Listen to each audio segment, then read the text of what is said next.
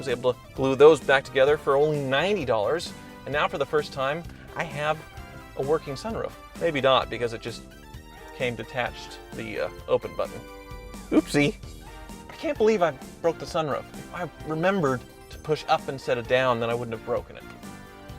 Idiot. Well, Barney, the Purple Phantom is back, and it's better than ever. And I'd like to thank Napa Auto Parts for sponsoring today's video and this really expensive restoration. Now, for those who forgot, I was dumb enough to buy a broken Rolls-Royce Phantom. That was the cheapest one for sale in the country, but it's kind of hard to call it cheap since it cost $80,000. That's not too far off from what I paid for my very first house in Wichita, what it cost me to build, which is right behind me. It was a nice house. I actually put in a little side driveway behind a gate so I could hide my little hoopty fleet and not make the homeowners association mad. I don't think they're home, but I better go before they wonder why a giant Rolls-Royce is blocking their driveway. Yeah, let's get out of here. Now, Wichita, Kansas is a very affordable place to live, and you certainly don't see Rolls-Royce Phantoms driving around here, so I sort of had to get used to all the extra attention I get when I go eat at Taco Bell or drop the kid off at school. I actually avoid that now because it's a little ridiculous. But since the car was also broken, at the same time it was pretty embarrassing. First, it was the window regulators, which were making horrible noises and wouldn't roll down all the way, so I was kind of scared to actually use them. They could break at any moment, so I looked like a snob when people wanted to talk to me, and I couldn't roll the window down. So that's pretty bad, but even worse was shortly after I got it back to Wichita, the check engine light came on and the car started misfiring badly. It was running like total garbage, so I had a V12 that wasn't running on all cylinders. That kind of made a trifecta in the instrument cluster with warning lights. I had the check engine light, I had the code for the window initialization, and then I had another message for an error with the air ride suspension. An $80,000 hoopty. I spent $80,000 on a very, very broken car. And one thing I knew about before I bought it were the tires. They were an experimental run flat from Michelin, and they quit making them. They don't sell them anymore. I literally could not buy new tires for this car, and the ones that were on it were pretty weather checked. I must seem really, really dumb to you guys. I totally agree. So things were looking pretty grim, especially since you can find plenty of listings of other Rolls-Royce Phantoms in the high 80s and low 90s. But I've come to realize that most of those cars wouldn't be perfect either. You'd still have the tire issues and no doubt have to deal with problems, especially with the low mileage ones, from sitting so much. Now, despite all the issues with mine, I still love the car, but spending another $10,000 fixing it after making a $10,000 down payment for the financing and almost another $10,000 in taxes and insurance, that's a lot of money. It wouldn't be good. I pretty much accepted that I'll never ever make money on YouTube, as the more views and ad revenue I get just has me buying more expensive cars and raising the stakes even higher. I get it. It's like you all are watching one of those giant car wrecks unfold right here with me, but actually I managed to cut some costs here and there, so it could have been much worse. Now, let's go over all the repairs done, and for the first time, I'll add up the costs, starting with under the hood. Pop the hood. Let's start with the cheapest one, which I covered in my last video, and that was fixing the misfire, which was just a simple coil that I was able to change myself. Considering how badly this V12 was running, it was a huge relief. But like a BMW, if you change one coil, you should probably change them all along with the spark plugs while you're there.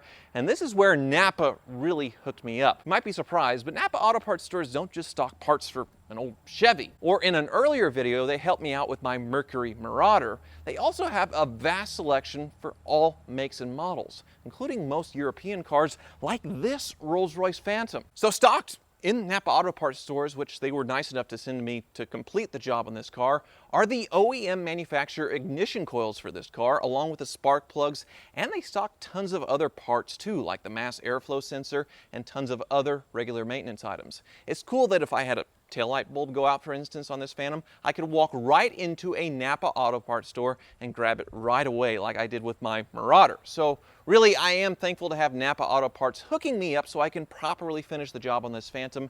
And since the cost of fixing this thing go way up from here, I need all the help I can get. Let's hear this beautiful V12. Ooh, that's nice.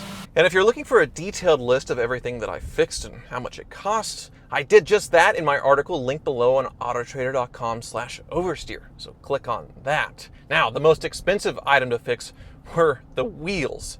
Like I said earlier, those Michelin Pax tires I could not get, and unfortunately, after experimenting by sawing off one tire, we discovered that we couldn't mount normal tires to those original wheels. So I tracked down some wheels off of a 2017 Rolls-Royce, but they cost $4,000.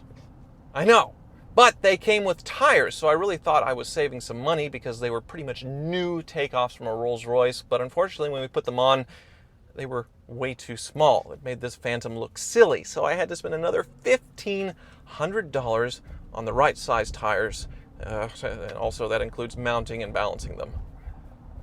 $5,500. Half of my hoopty fleet costs less than that. Fixing the windows was the next big ticket item, but it could have been much worse because it's a pretty specialized part that only the Rolls-Royce dealer stocks, and that cost $2,600 for the pair that had failed. Now, thankfully, I found an outfit out of Arizona that was able to rebuild the window regulators for $1,000, but getting into these really beefy door panels was pretty labor intensive. It cost me $360 to do that. So the total repair, $1,360. The suspension issue was solved with a new air pump. It's actually shared with a BMW like so many other parts in this Rolls-Royce Phantom, like the ignition coils, and that cost $650, and it didn't take very long to change, I guess a little over an hour, so the labor charge was only $90. Next was fixing all the loose trim panels, which a lot of you love to point out. You were getting super OCD over that panel in the back. There's also another broken piece in the back around the seat bottom where someone would have slid in and out. Now, I didn't take any parts to fix this, just $15 for some epoxy, but it was pretty labor intensive. $180 is what the wizard charged me to glue all those bits back on. Even more glue was used on the sunroof. These switches up here were detached and it didn't work, and he was able to glue those back together for only $90. And now for the first time, I have a working sunroof. Maybe not, because it just came detached, the open button. Oopsie. I can't believe I broke the sunroof. What happens is you want to pull it down when you should push up, and then you detach it from the switch. If I remembered to push up instead of down, then I wouldn't have broken it. Idiot. As for the oil leak, it was just some seepage coming from the oil pan. Really nothing that was ever going to turn into a drip and hit the ground. So the wizard and I decided to wait at least until the next oil change when it makes sense to drop a pan, because you're draining the oil anyway, but we may not even mess with it if it's so minor. The wizard just cleaned it off for us to watch, so no charge there. So when you add all this up, the $5,500 for the wheels, ouch, $1,360 for the windows, $740 for the suspension pump job, plus the $285 for the other odds and ends, the total cost to completely sort this Phantom came to $7,885. But obviously without the wheels, this would have been really reasonable. And there are certainly cheaper aftermarket wheel options out there, but I didn't want to look like a rapper driving around in this thing. Plus, I think these wheels off a 2017 Rolls really modernizes the look of this car. I like the design of the old wheels too, but the pack system made it impossible for me to save them. It's a bummer. And I'm sure you all have noticed there's still one more item needing attention, and that's the hood trim. I completely removed the wrap myself. That didn't cost anything. And I had to take the trim off to do this because, unfortunately, the wrap was ruined because someone used glue to secure the loose trim piece on this side. Although I'm happy now because I really like the way it looks without the fake metal wrap. So I will leave it this way, but I do need to buff the hood and get all the glue residue off the grille, and also restore those trim pieces that had some corrosion. So the journey continues on fixing this Phantom. Now, despite the cost, it's still way less than buying a new Phantom. They're like $500,000, and hopefully it doesn't cost too much money in the future to maintain it from here. Of course, I document all of my failures in life on this YouTube channel, so you'll be the first to hear of any new issues popping up.